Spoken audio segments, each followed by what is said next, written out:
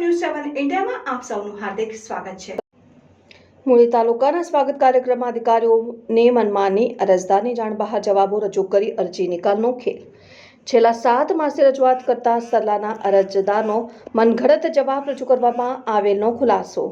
મૂળી તાલુકા સ્વાગત કાર્યક્રમ ગત 24મી જુલાઈ 2024ના રોજ યોજાયો હતો, જેમાં સરલા મૂળીના અરજદાર ગોરધનભાઈ પ્રજાપતિનો પાઇપલાઇન લીકેજને કારણે મકાન નુકસાન બાબતે રજૂઆત કરી હતી અને તેઓને રૂબરૂ મળી તે ખાતે હાજર રહેવા નોટિસ આપવામાં આવેલ અને અમો હાજર પણ રહેલ તેમ સક્ષમ અધિકારી દ્વારા જણાવાયું હતું કે આપના પ્રશ્ને મૂળી સર્કલ ઓફિસર સ્થળ તપાસ માટે કાલે સરલા મુકામે આવશે અને કોઈ અધિકારી સ્થળ તપાસ માટે ન આવતા અમે ઓનલાઈન વિગતો જોતા જાણવા મળેલ કે આ પ્રશ્ને જવાબ 24મી જુલાઈ 2024ના દિવસના જ અધિકારીઓ દ્વારા મનગઢત જવાબ ફાઇનલ કરીને આ નુકસાન પાઇપલાઇન થકી નહીં પરંતુ શેષ કુવા થકી થયેલનો જવાબ રજૂ અમારી જાણ બહાર ફાઇલ કરવામાં આવેલ ને અરજીનો નિકાલ કરવામાં આવેલ તે ઓનલાઈન તપાસ કરતા અમોને જાણવા મળેલ છે।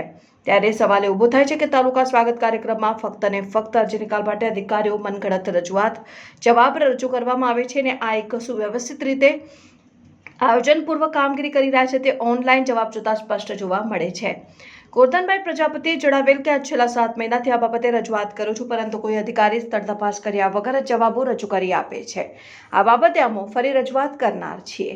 Reporter Ramkubhai Karpada, news 7 India, Muli. હાલો, હું મૂળી તાલુકાના સડલા ગામનો રહેવાસી ગોરધનભાઈ રામજીભાઈ પ્રજાપતિ મારું નામ છે।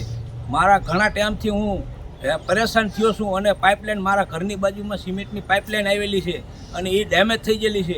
વારંવાર ઘણીવાર રજૂઆત કરેલી છે, પણ કોઈ અધિકારી ધ્યાન દેતા નથી। મેં સ્વાગત કાર્યક્રમમાં મેં અરજી કરેલી છે, મને 24 તારીખે બોલાવવામાં આવ્યો છે, પણ એ અધિકારી બધા એમની રીતે જવાબ લખીને અને રવાના કરી દીધું છે કે આ પાઇપલાઇનના કારણે ડેમેજ નથી થયું, આ તો શોષ કૂવાના કારણે ડેમેજ થઈ ગયું છે।